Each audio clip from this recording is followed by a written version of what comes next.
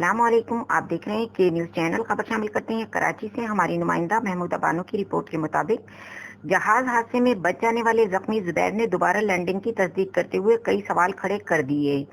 वो कहते हैं कि एक बार जहाज रनवे जमीन को छूकर दोबारा हवा में बुलंद हुआ। क्या एयरपोर्ट पर हंगामी इंतजामात नहीं थे? जब अगला टायर नहीं खुल रहा था तो क्रैश लैंडिंग क्यों नहीं की गई? कहीं कंट्रोल रूम ने तो नहीं कहा कि दोबारा फजा में जाएं जब तक क्रैश लैंडिंग के लिए हंगामी इंतजामात नहीं किए जाएं? जब कैप्टन 15 मिनट तक फिजा में लैंडिंग गियर अगला टायर खोलने के लिए जस्तजू कर रहा था और कामयाब नहीं होने की सूरत में समंदर करीब होने के बावजूद वहां रुख क्यों नहीं मोड़ा गया?